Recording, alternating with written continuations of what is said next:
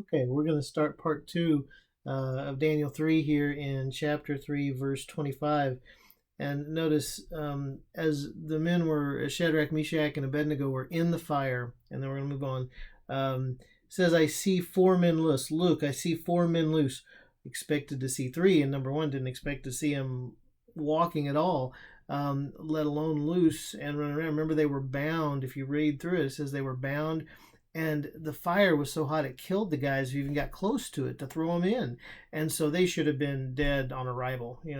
But it says here that, look, I see four men loose walking in the midst of the fire, and they are not hurt, and the form of the fourth is like the Son of God. And there's ties to Revelation and all over the place. And we saw that's what led us here, actually, is in a previous Chewable, we were looking at the coronavirus in the Bible, and that was way back in number 6, I think, Chewable. And so that led us, and in Matthew, in that same chapter, Matthew 24, Jesus talks about Daniel, and Daniel and Revelation are tied together. And so, see, the Bible is all one big narrative. You can't unhitch the Old Testament from the New Testament. You can't pretend it doesn't exist. You can't, because Jesus talks about it. It doesn't. And Revelation is not some spooky thing that we shouldn't study. We should study it all the more, because it says it's the revelation of what? Jesus Christ. And that's who you want to know most. That's the whole point of the Bible, is to reveal Jesus Christ. If you can't see, it says in Acts 26:18 that salvation, Paul was explaining salvation to his captors and to kings, actually. And Paul said on the road to Damascus in Acts 9, and it's recorded in Acts 26 later, but in Acts 9, it says what happened on the road to Damascus, and then he's telling about it a long time later, and he says, the Lord back there on the road to Damascus opened my eyes, and he turned me from darkness to light, and there's a whole list. But salvation, Paul knew, salvation starts with the Lord revealing himself and opening our eyes so we can see God. Jesus said that in the Sermon on the Mount, Matthew 5. He says, blessed are those, the pure in heart. They will what? See God. See, that in itself is miraculous. We're not even able to see God. That's why people that don't profess to even believe Jesus Christ, you shouldn't believe too much what they say about Christ and all of that, because like Nebuchadnezzar, he didn't know God. He couldn't see God. He couldn't, and here he's seeing. And that doesn't mean he's saved, but it means he's having access. I mean, God is revealing himself. And my little note in my Bible, I'm just going to read to you the note that I have in my Bible next to the word see in verse 25 of chapter 3. And it says, my faith in action helps others see Christ. See, when my people look at how we go through things, that's the application. That's how, so what? What does all this matter?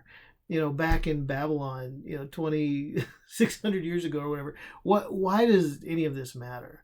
Well, number one, we're going to find out why it matters 2,600 years ago, because Daniel's about to reveal a lot of our future. I mean, the entire emergence of what we would call the West. I mean, all of everything that we call democracy and republic and all of that, it all emerges, and God knew it was going to happen. And he reveals it, and he says, I'm the only one that knows the future, and so you should trust me. That's why God actually reveals the future.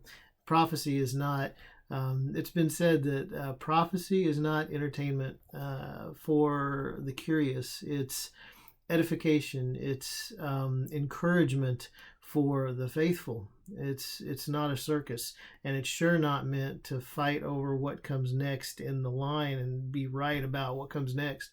It's to encourage you to understand who's really in control, and you should live. If he's in control then, that means he's in control now, and you should live like it. And if you don't, you're a fool. And that's not a popular thing to say, but that's not my opinion. That's the word the Bible uses. Those who live like there is no God are foolish. Anyway, and go look at Proverbs 12:1. My grandmother gave me a Bible. I've still got it back here, the little blue Bible, and King James Version, and all of that. And in the front, it says Proverbs 12:1. And I thought, oh, my grandmother sent me to a verse, and I look at Proverbs 12:1. Go look up Proverbs 12:1 and see if that's encouraging to you. It hurt my feelings at first, but I've learned to love it, and it's really fascinating. But So we go on. But I wanted to read to you and introduce you to. So I mentioned in part one, uh, uh, Percy Shelley. He wrote and I was an English teacher for 17 years. I taught literature. I'm still teaching literature. It's just I've started specializing in the Bible.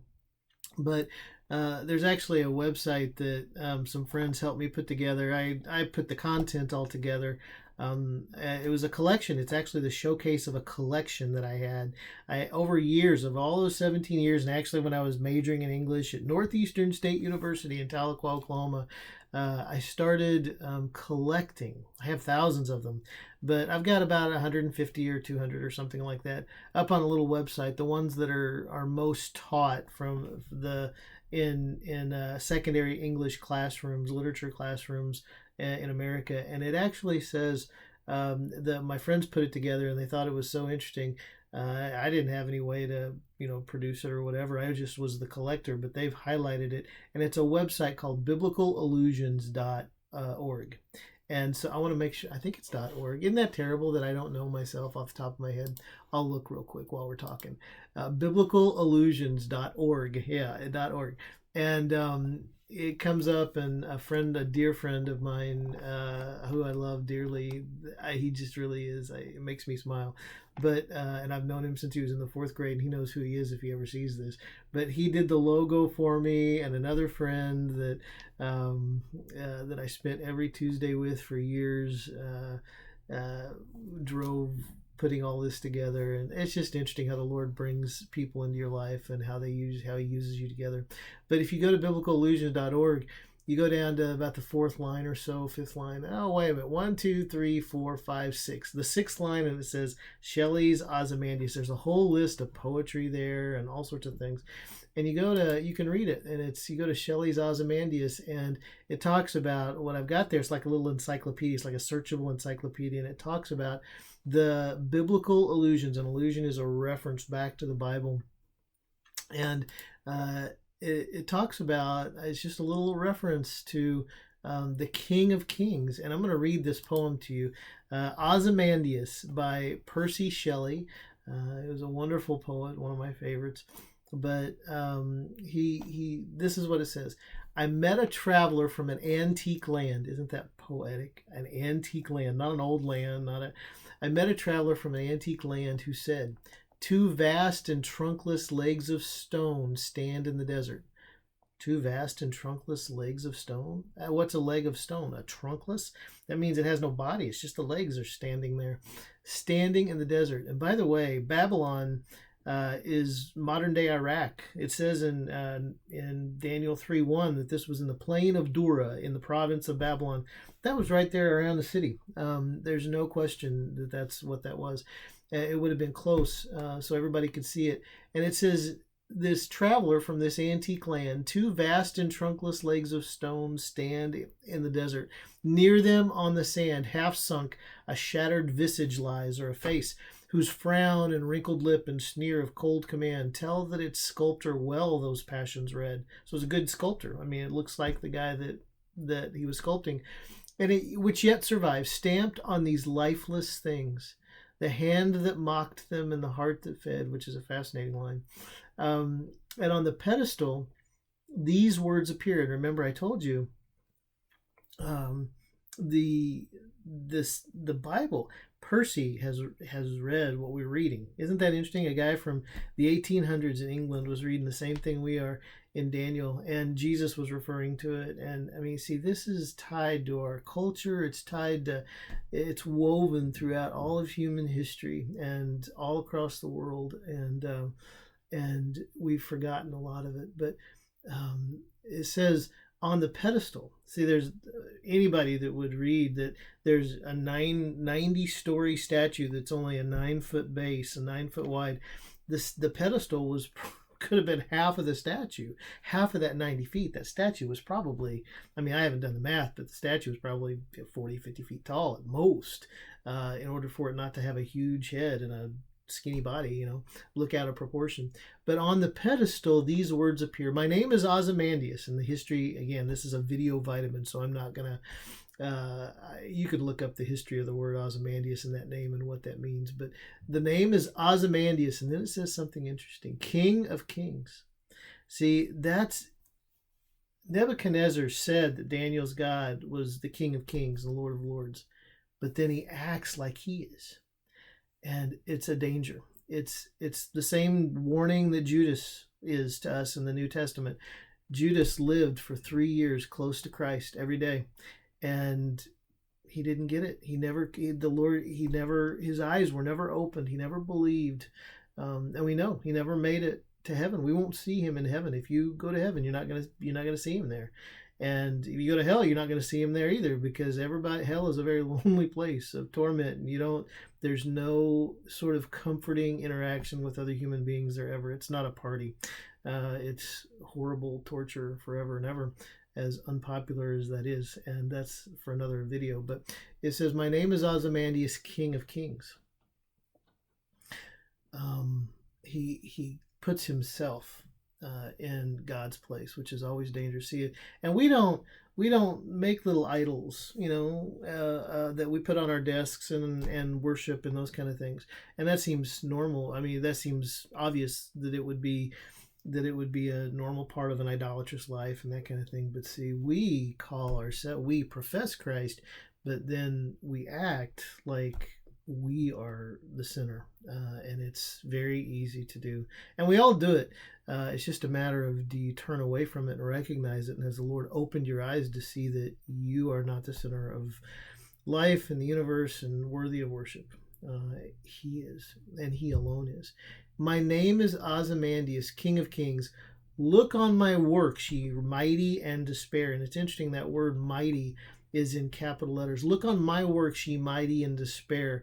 Nothing besides remain." You think, Daniel's God, that you're mighty? Look on my works. Look at all this. And Babylon was glorious. The head of gold in God's statue.